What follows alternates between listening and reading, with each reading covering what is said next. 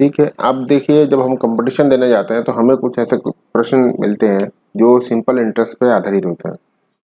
ठीक है, तो वो जो क्वेश्चन होते हैं किसके पे ऊपर आधारित होते हैं, सिंपल इंटरेस्ट के ऊपर आधारित होते हैं। वो कहता है कि यदि कोई भी राशि, मतलब कोई भी धन है, कोई भी राशि है, तो साधारण ब्याज की दर से 10 साल के अंदर कितनी हो जाती है, 3 गुना हो जाती है। तो वो हमसे पूछता है कि आप ये बताइए कि उसके ब्याज की रेट कितना है या ब्याज की दर कितनी है। तो देखो, ऐसे प्रश्न बहुत आसान होते हैं कि अभी हमें ये पता है कि जब राशि 10 सालों के अंदर 3 गुना हो चुकी है, ठीक है, तो अभी हम एज्यूम कर लेते हैं कि भाई हमने किसी भी व्यक्ति को जो राशि दी है वो कितनी दी है, 100 रुपये दी है। अब हमारा टाइम पीरियड कितना लगा, 10 साल का टाइम पीरियड, 10 साल। तो अब राशि कितनी हो गई, 300 रुपये हो गई। लेकिन ये जो 300 रुपये जो राशि हुई है, ये हमारा क्या है, अमाउंट है। इसके अंदर क्या होगा, हमारा एक तो प्रिंसिपल होगा और एक इंटरेस्ट होगा। जो हमारा ब्याज लगा है वो दोनों इसके अंदर जुड़ा हुआ होगा। तभी तो 300 रुपये हुआ कि हमने दिया कितना था, 100 रुपये। 10 साल के अंदर कितना हो गया, 300 रुपये। तो अब जब ये जो 10 साल बाद ये जो पैसा वापस करेगा तो हमें कितना पैसा वापस करेगा, 300 रुपये वापस करेगा। तो जब 300 रुपये वापस करेगा तो इसके अंदर एक तो हमारा क्या होगा, वो पैसा होगा जो हमने उसको दिया था, मतलब कितना दिया था हमने, 100 रुपये दिया था वो, प्लस उसका 10 साल का ब्याज कितना हुआ, ये अगर हमें कोई वापस करता है तो हमें ये पैसा मिलेगा। और ये टोटल पैसा कितना होगा हमारे पास में, 300 रुपये होगा। ठीक है, यहाँ तक कोई दिक्कत है। अभी हम एक काम करते हैं, इंटरेस्ट कैलकुलेट कर लेते हैं कि इंटरेस्ट कितना होता है। तो देखिए, इंटरेस्ट के लिए हमारे पास फॉर्मूला होता है P multiply R multiply T upon 100। P क्या है हमारा, मूलधन, मूलधन जिसको आप कहना चाहते क्या कह सकते हैं, हमारा प्रिंसिपल अमाउंट, प्रिंसिपल। R क्या है, रेट यानी दर। और T क्या है, टाइम यानी कि क्या है, समय। ठीक है, तो अभी हम पहले I निकाल लेते हैं। इंटरेस्ट कितना है, I मतलब क्या है, इंटरेस्ट मतलब ब्याज, ब्याज कितना है।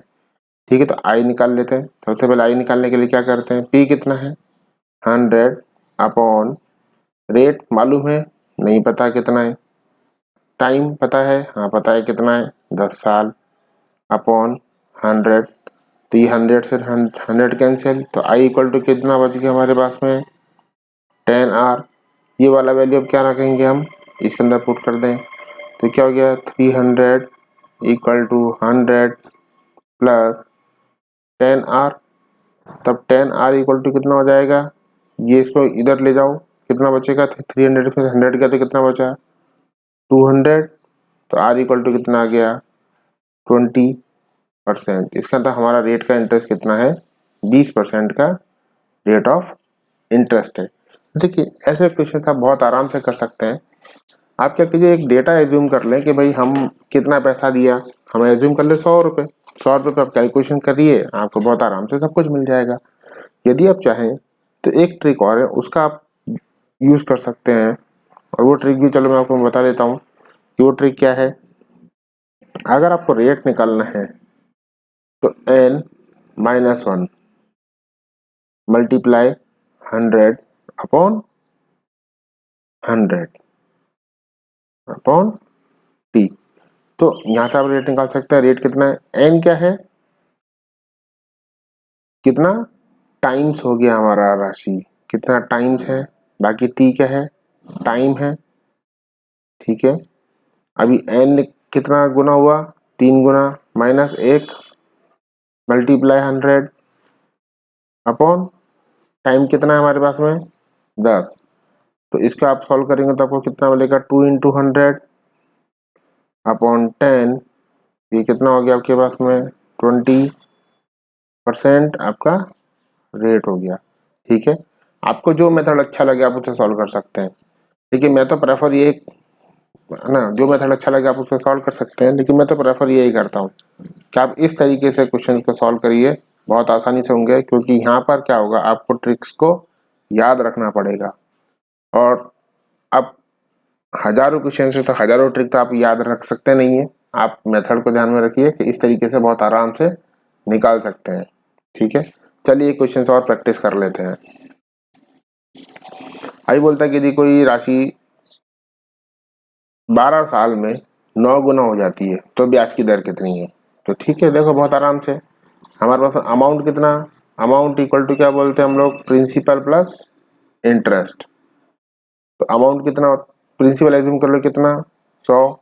कितना टाइम्स होगी राशि, फटाफट निकालो। 100 कितने साल में, 12 साल में कितने टाइम्स हो गई, 9 गुना हो गई। इसका मतलब अब कितनी हो गई, 900 रुपये। तो यहाँ पे लिखो 900 plus I interest.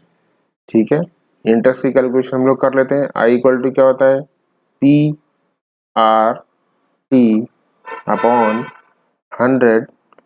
I equal to क्या हो जाएगा, प्रिंसिपल कितना, 100 रुपये, आर कितना पता नहीं कितना, यही निकालना हमारा टारगेट। टी कितना, 12 साल, 100। ठीक है, आई इक्वल टू कितना आ गया, 12 आर। ये वाला वैल्यू यहाँ पर पुट कर दो तो क्या मिलेगा, 900 माइनस 100 इक्वल टू 12 आर। इधर कितना बचा, 12 R equal to 800, R equal to 800 upon 12। इसको कट कर ले 4 से, कितना 3 टाइम्स, 4 से कट करें तो 200। तो कितना आ गया, 200 अपॉन 3 इक्वल टू, इसको सॉल्व करेंगे तो कितना मिलेगा, 6.623%। ये आपका आंसर होगा। ठीक है, अगर आप ट्रिक से करना चाहें तो कैसे कर सकते हैं, आर इक्वल टू क्या लिखना पड़ेगा आपको, n-1 मल्टीप्लाई 100 अपॉन टी। तो आर इक्वल टू कितना हो जाएगा, आर इक्वल टू एन कितना है, एन क्या आपका कितना टाइम्स हो जाता है, 1 मल्टीप्लाई 100 अपॉन टी। टी कितना है, 12।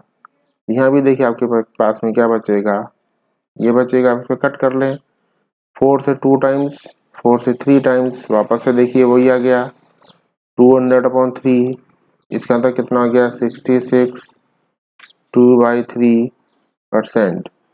ठीक है, देखिए दोनों कंडीशंस में सेम आंसर आता है। अब आपको जो मेथड अच्छा लगे आप उसको फॉलो कर सकते हैं, लेकिन मेथड 1 इज प्रेफर्ड मेथड। इसमें क्या होगा, आपको हर प्रश्न के लिए अलग अलग ट्रिक याद रखना पड़ेगा, जो कि पॉसिबल नहीं है। तो आप ऐसे ट्रिक सीखते रहिए और क्वेश्चंस को धीरे धीरे सॉल्व करते रहिए। ठीक है, अब अगले ट्रिक के साथ में मुलाकात होगी, तब तक के लिए धन्यवाद।